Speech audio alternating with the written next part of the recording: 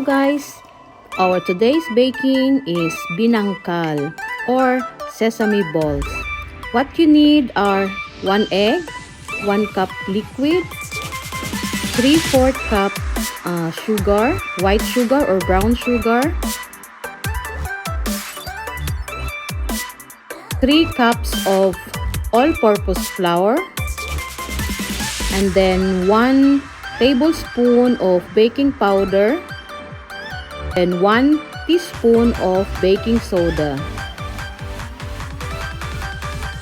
Now mix ingredients using your spatula. Now mix well. If still sticky or wet, just add more flour.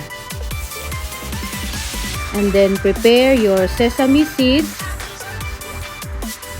Make a balls about 25 grams each using 2 spoons and then roll over sesame seeds.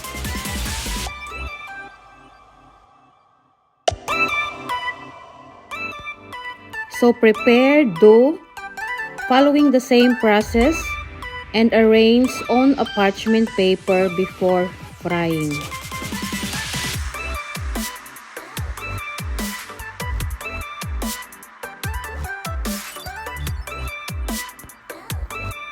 So now prepare vegetable oil for frying.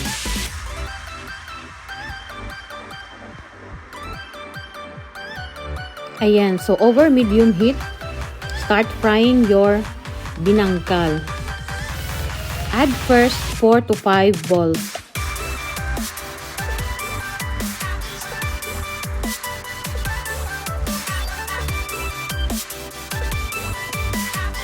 Ayan, so nag-start na siya.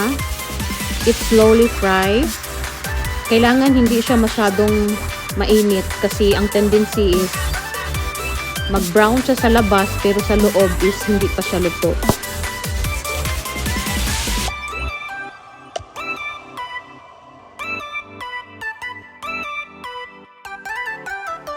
Ayan, this is ready.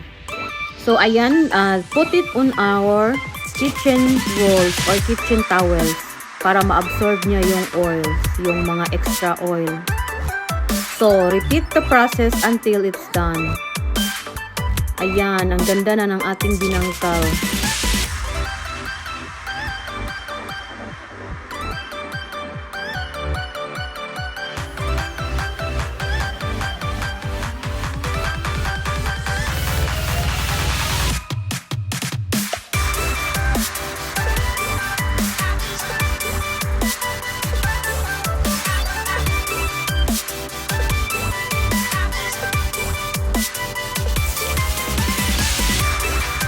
So it's plating time. Now you can prepare your binangkal and serve it with a hot chocolate or your favorite cup of coffee.